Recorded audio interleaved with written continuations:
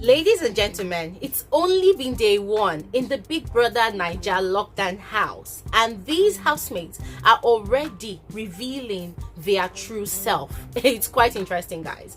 Now, I'm going to use this particular video to give you all the major highlights that happened in day one of the Big Brother NAIJA lockdown house. So you need to watch till the end of this video.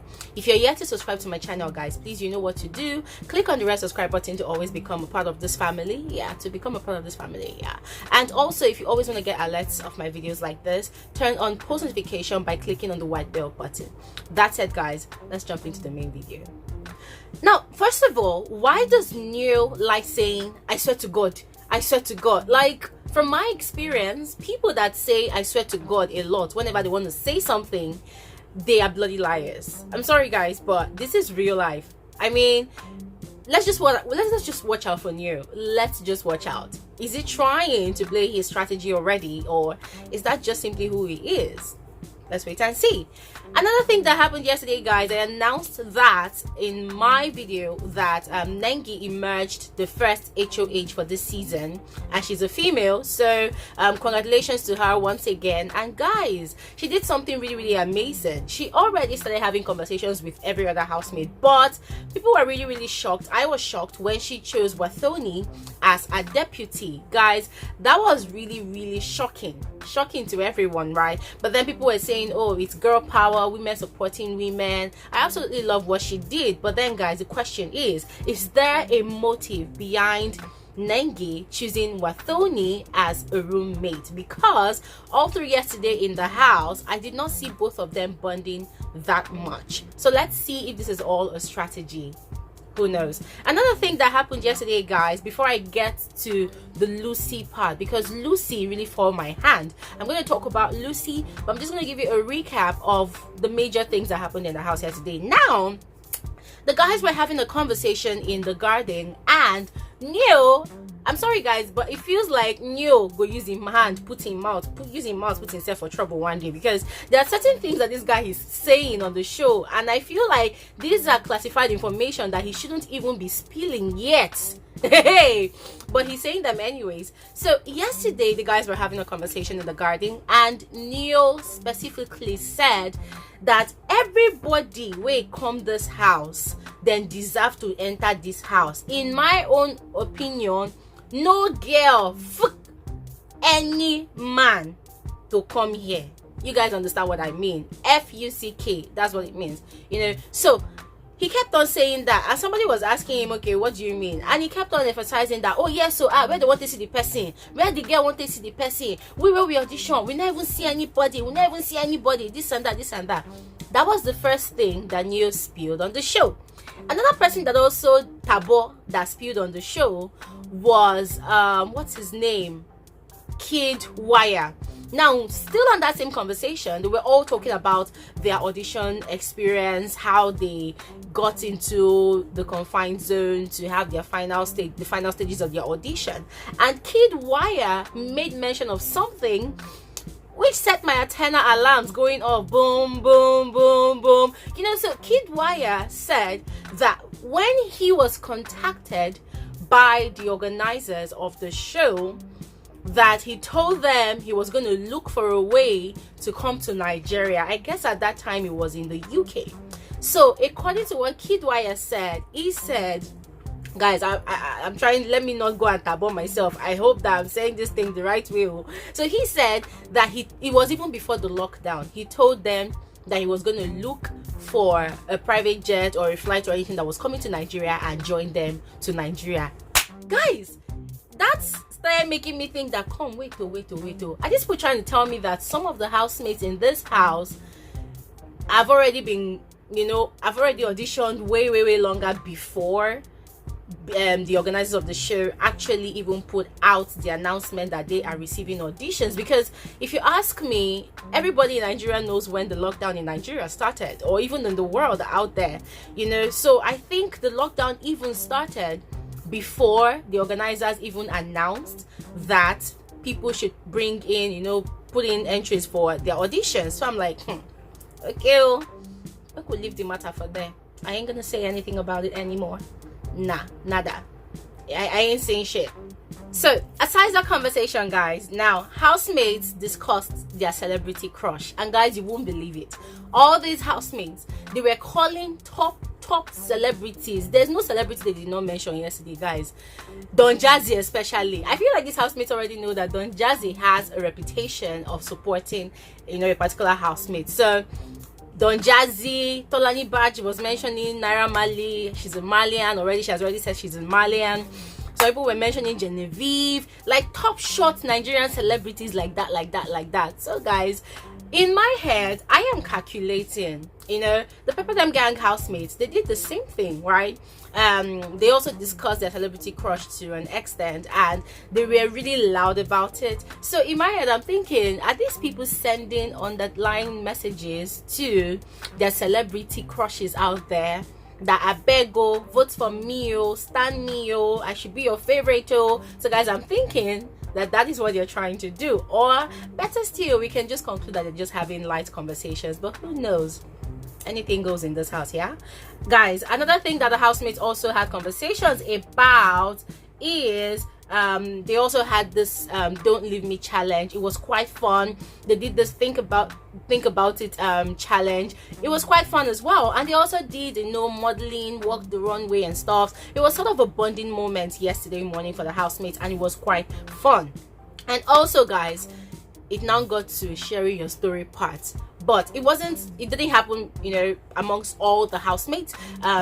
They had to share themselves, because guys, these people, then plenty for the house, so like 5 people to one group, 10 people to one group, 5 people to another group, so they just shared themselves, so in one group, the group that had the sharing your stories moment was the group that had Nengi, Erica, Kaisha, Tolani, and Laycon. So these 5 people were literally sharing their stories. And guys, let me not lie to you, I know that everybody in this life, they have a story, yeah, but one person's story, okay, guys, don't get me wrong, I understand the saying that goes that how we look sometimes does not define what we've been through. I completely understand that. I mean, everybody has a story. I have a story as well, okay, and I'm grateful that I do not look like what I've been through, right? But this is Nengi's story. So Nengi said that her parents are late. Her mom died about 5 years ago. She said she came from a home that she did not grow up with her father. Things were really hard for her. Her mom was the one that took care of her. Her mom was selling recharge card outside her school, but her mom put her in a very good school, and she was somehow ashamed to tell people that was her mother, because her mother, the school where she was attending, her primary school was very tush school. So her mom was even winning awards for the parents that used to pay school fees on time. That was what she said. And then she said that her mom took care of her. There was even a time that she used to trek from Rumuola to Rumigbo. For those of you that live in Port Harcourt, please, what's the distance? What's the proximity between these two places? That was what she said. That while she was in primary school, she used to trek from Rumuola to Rumigbo. I have once lived in Port Harcourt, but I can't really remember the distance because it's been like 10 years ago. And also, she also said that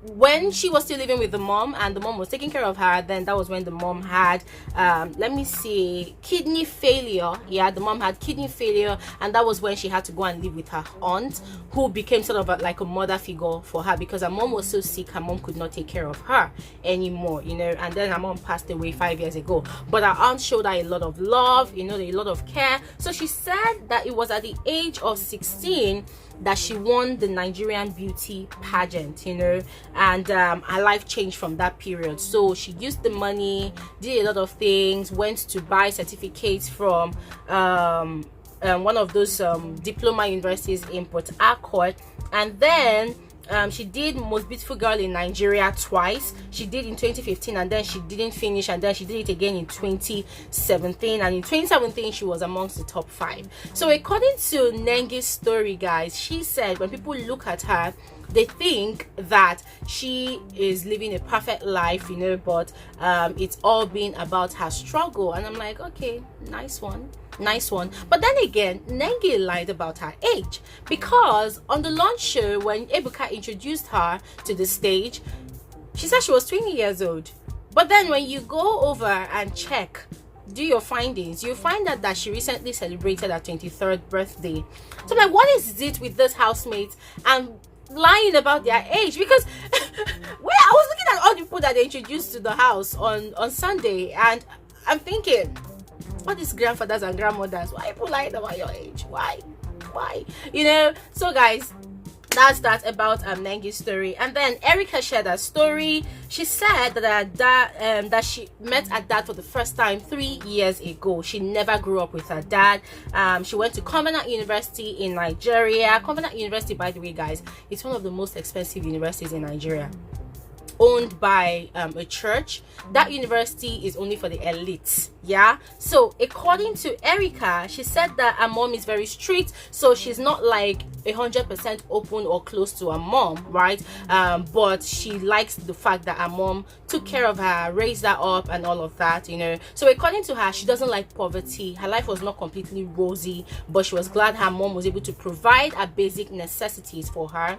And also, she said she hates poverty, and that is why she's working so hard, you know, to go beyond the stage that she is in life. So she said that, well, her life is better now, you know, but compared to her past wasn't really rosy. And then Kaisha was one of those housemates that said, like, she really spoke honestly about her past, and I really appreciate her for that. So this is what she said. She said she's from an average home.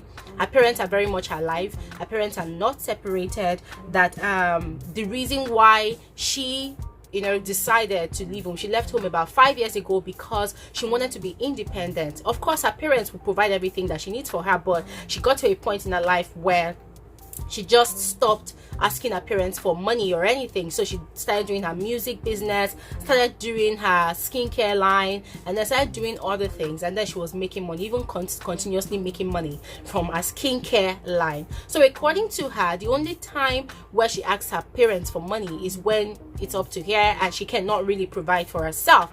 And also for her, it was her personal decision to go independent because she hates being dependent on people. Okay. And then Tolani Badge gave us her own story as well. Now, Tolani Badge said her parents are separated. You know, she was born and raised in the US. She came back to NAIJA to seek fulfillment.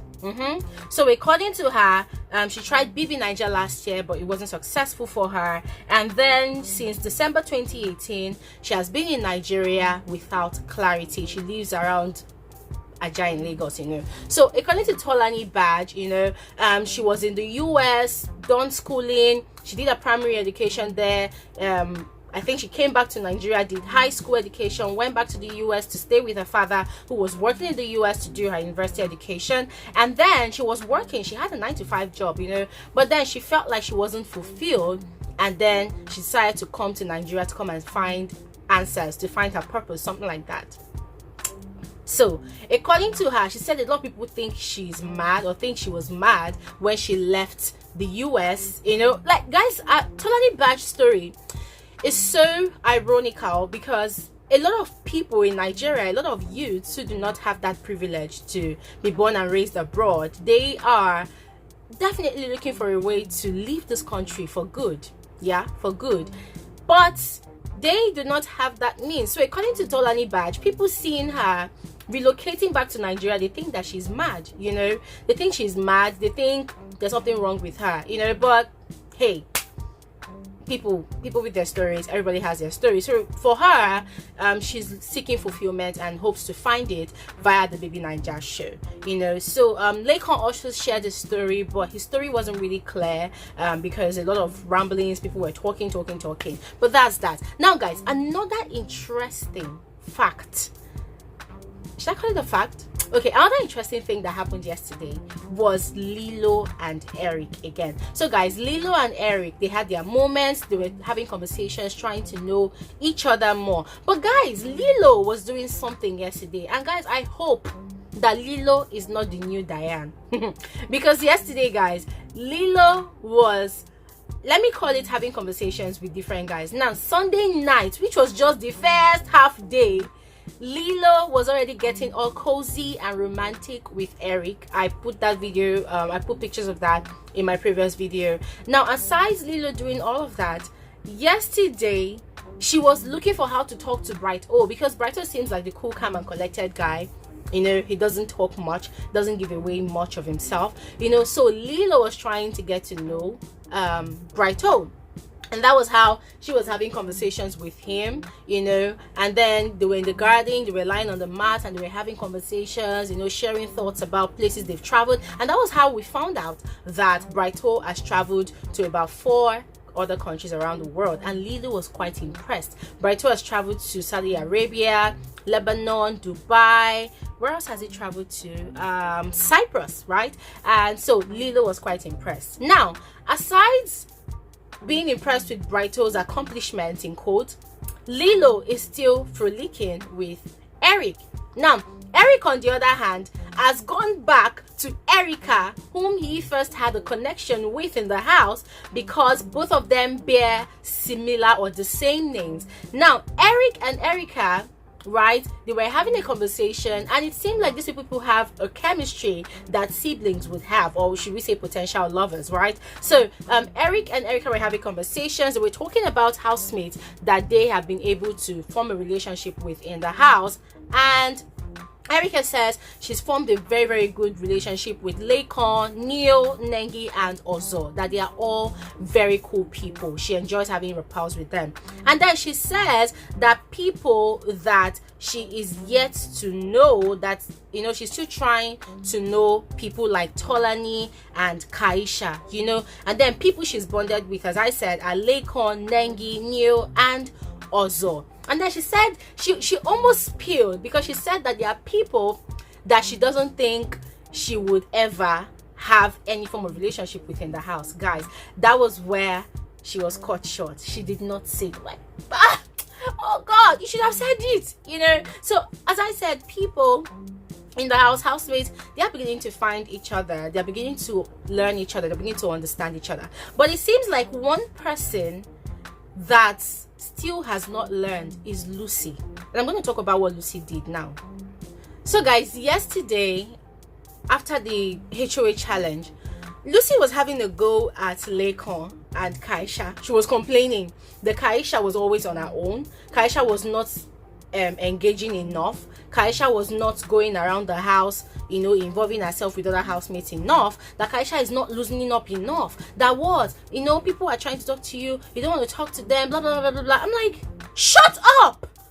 Like, for God's sake. Oh my goodness, I thought that this girl should have understood by now. And guys, what Lucy did yesterday, it just goes to show that some people still do not have understanding on how to relate with people, you know. Now, aside Kaisha that she was going at, Kaisha was like, no, I'm actually engaging people. I'm actually talking to people. You do not see me. And Lucy was like, the times that I see you, you're always on your own. And I'm like, I don't understand. Lucy, when did you become CCTV in the house? Trust me, I see Kaisha engaging every other housemate. So there are 20 people in the house, and I don't understand, how do you have eyes on all the housemates all of a sudden, you know? So she was also entering Laycon, saying the same thing to Laycon, that Laycon is being too into himself. Laycon is like a closed hardcover book. And Laycon was like, no, I'm an open book with blank pages. If you want to get to know me, you know. And Dorothy was telling Lucy that, Lucy, I mean, this is day one. I mean, you just got into the house with 19 other different people that you don't know from anywhere.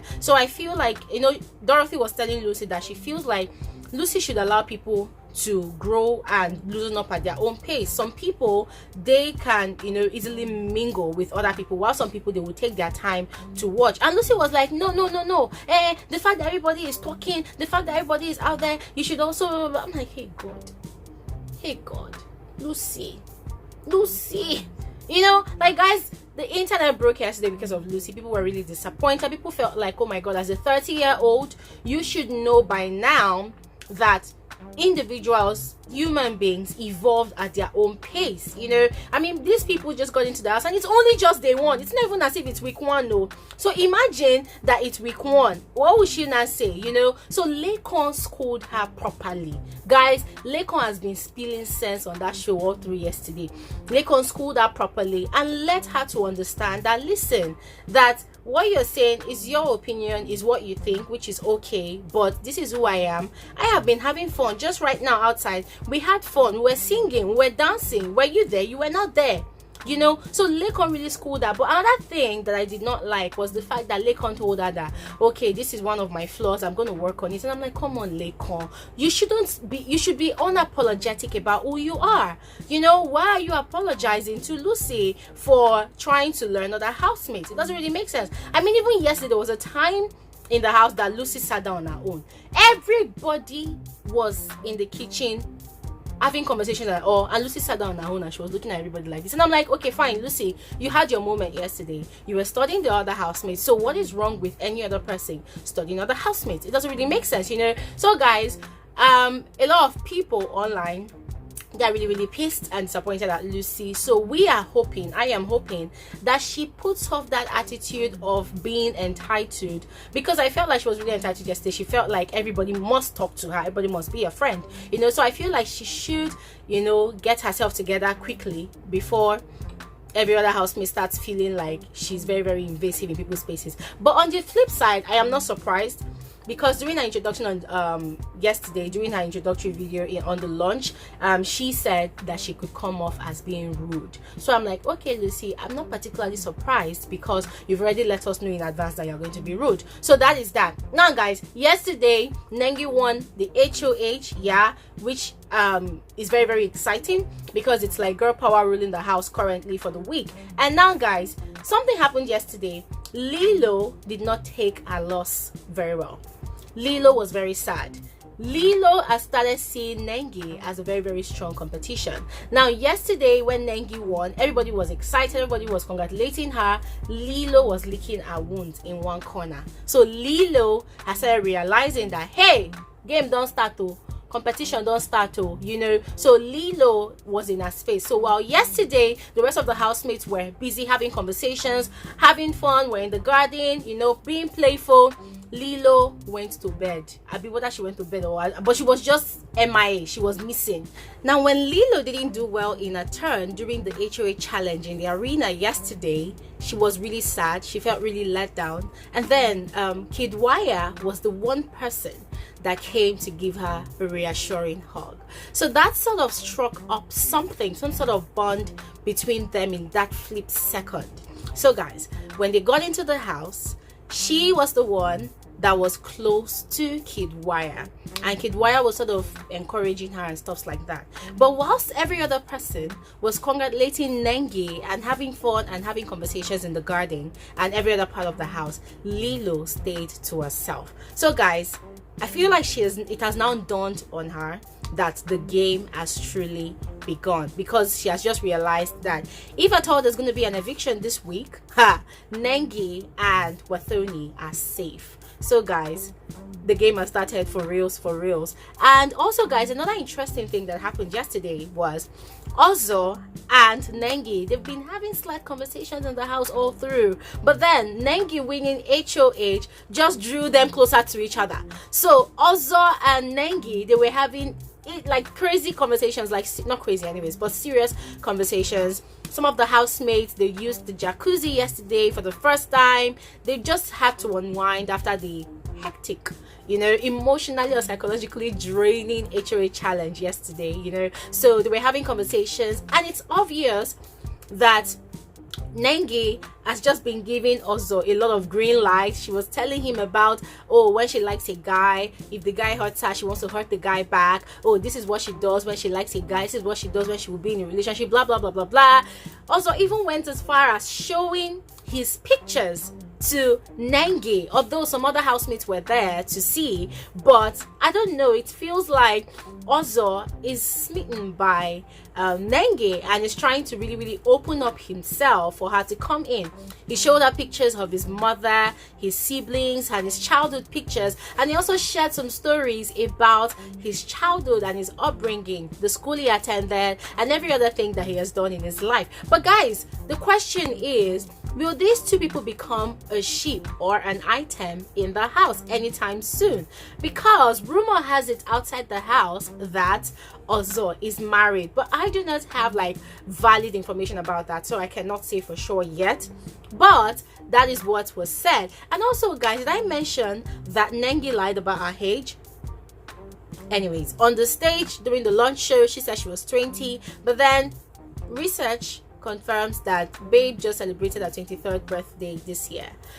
Okay, another rumor that is going around is that Mercy and Ike have endorsed Nengi, that they are supporting Nengi. How true is this? How true is this? Pictures are coming out of Nengi and Ike together. So what is the connection? What is this link? What is going on, guys? Anyways, we're here to find out. As I get the full details, I will share with you guys on my channel. That said, guys, let's look out for Lilo. Lilo, my hope is Lilo is not the new Diane in the house, or it could be another thing. It could be that she is trying to look for a suitable partner in the house to have a relationship with. Remember during the lunch show when Ibuka asked her between relationship and conspiracy and fight, which would you pick? I think she chose conspiracy. But now most of the housemates that actually chose conspiracy, most of the housemates that actually chose fight, relationship, they're actually doing otherwise. And that was what I said during my YouTube Saturday live stream. I said most of those housemates, they're gonna come into the house, you know, having a strategy in mind, and then when they come and encounter every other housemate, strategy begins to shift and change, and that has started happening from day one. So ladies and gentlemen, this is where I'm going to spot, or this is where I'm going to stop with this gist. I'm going to bring you guys more information about the show. Don't forget to subscribe and have an amazing morning.